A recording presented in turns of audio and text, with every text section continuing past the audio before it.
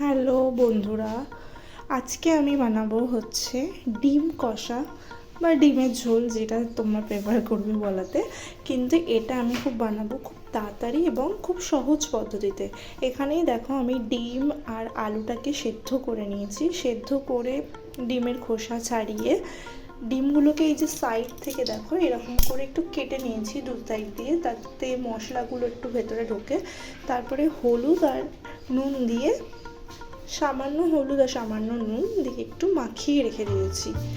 আর এই দিকে যেহেতু আমার 6টা ডিম, সেহেতু আমি 3টে পেঁয়াজ, 5টা কাঁচা লঙ্কা আর 7-8 কোয়া রসুন আর সামান্য একটু আদা, নুন আর হাফ টমেটো নিয়ে পেস্ট করে নিয়েছি পুরোটা।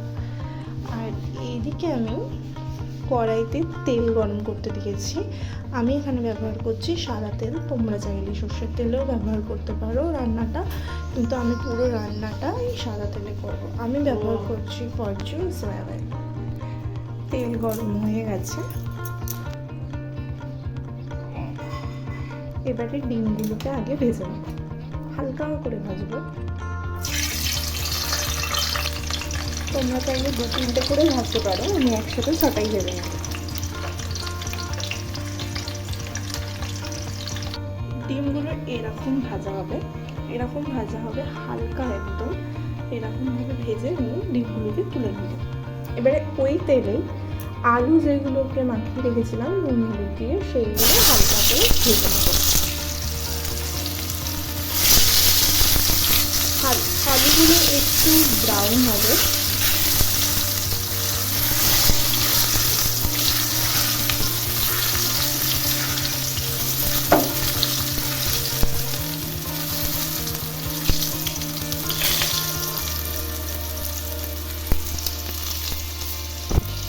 আলুগুলো ব্রাউন হয়েছে।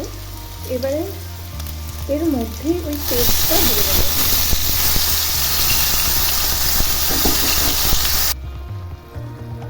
যে পেঁয়াজটা ভাজা ভাজা হবে,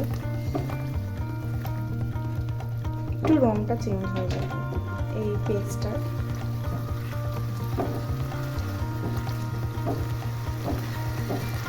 তারপরে একে একে মশলা দেবো। দেখো একটু হালকা ব্রাউন হয়েছে কালারটা। এবারে আমি একে একে মশলাগুলো দেবো। দিলাম 1 চামচ হলুদ গুঁড়ো, এবারে দেবো 1 চামচ জিরে গুঁড়ো, এবার দেবো হাফ চামচ লঙ্কার গুঁড়ো, এবার দেবো স্বাদ মতো নুন, আর দেবো পরিমাণ মতো একটু মিষ্টিটা এখনই দিয়ে দেবো, কারণ এখানে আলুও সেদ্ধ আছে, ডিমও সেদ্ধ, তো সেদ্ধ করার কোনো ব্যাপার নেই। আর তো এখন মিষ্টিটা দিয়ে দেবো। আমি দিয়েছি হাফ চামচেরও কম মিষ্টি, একটু স্বাদের জন্য।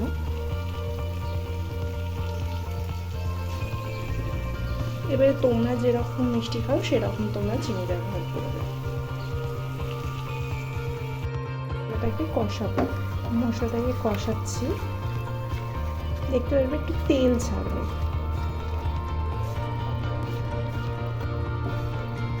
আর মিক্সিতে যে বাকি পেস্টটা একটু গায়ে লেগেছিল, ওটাতে আমি সামান্য একটু জল দিয়ে দিয়েছি, দিয়ে এর মধ্যে পরিমাণ মতো দেবো, দিয়ে এটাকে একটু কষাবো। এর মধ্যে এবারে ডিমগুলোও দিয়ে দিচ্ছি, দিয়ে ভালো করে কষাবো। দেখবে একটু তেল ছাড়বে আর একটু রঙটা একটু অন্যরকম হবে।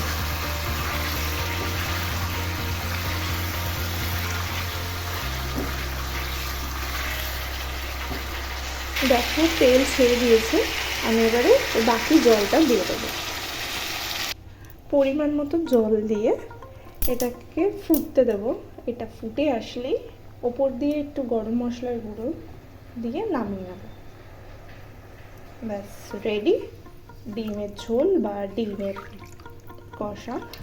এখানে আমি তোমাদেরকে একটা টিপস দিয়ে দিচ্ছি, সে যে কোনোই তোমরা গ্রেভি আইটেম রান্না করো না কেন, সেখানে তোমরা একটু সিমে করে গ্যাসটাকে 1 মিনিট মতো রাখবে। সেই তুমি গ্রেভি করো কি ঝোল করো, দেখবে সেটার একটা আলাদা টেস্ট হয়। সিমে জিনিসটা যত ফোটে তত বেশি সুন্দর টেস্ট হয়।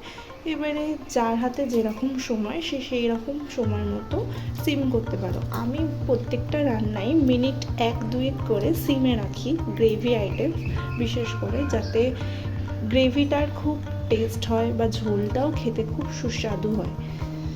আমি এটাকে সিম করে দেবো।